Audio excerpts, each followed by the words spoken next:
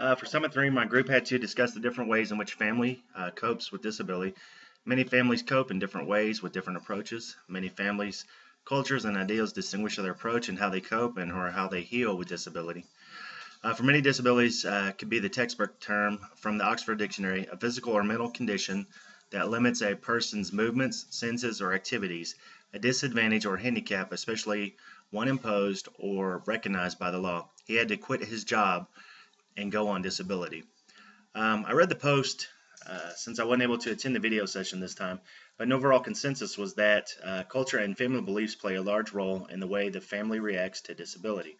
My wife is Hispanic and Native American. Uh, they have a different beliefs and react to disability unlike many.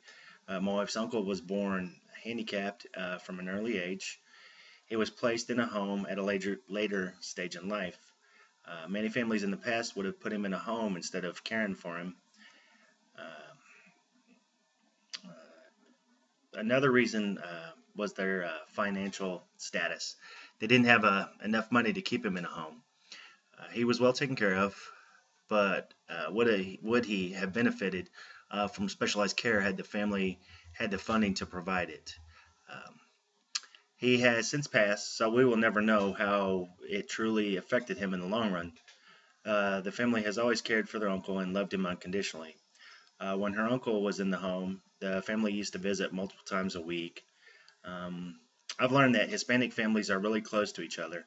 When my wife's grandmother was placed uh, in a home, she was cared for and visited weekly as well. The family treated her, or the family didn't just leave her like many would do. I see the difference at the VA hospital. There are many vets that have no visitors to come and see them, to care for them. So maybe it's true about the closeness in Hispanic family culture. So I learned that socioeconomic status and culture do play a major role in disability and care for a family member. I talked to a member of the group and found that they had discussed their personal experiences. Crystal stated that she had been around Hispanic families and that she noticed how the older uh, Hispanics view disability. Mary discussed that her Italian culture sees things in a similar manner as do some Hispanic cultures. Miguel discussed his grandmother being set in her ways and how he has tried to get her to see things in a more modern or newer viewpoint. I would have shared my views on how not having enough money can play a large role in how a disability can be viewed. If you cannot afford better care for a loved one, it may hinder the life expectancy or their way of life in general based on what the family can afford. During this assignment, I learned that many factors can contribute to the overall way a family reacts.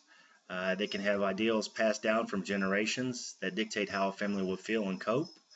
I learned that the income can play a large part in treatment and care involved based on the severity and the needs. The main thing I learned is that there is no one way that is either right or wrong, and that those families have to learn to cope with it in the manner they see fit. There are no one size fits all when it comes to families and disabilities.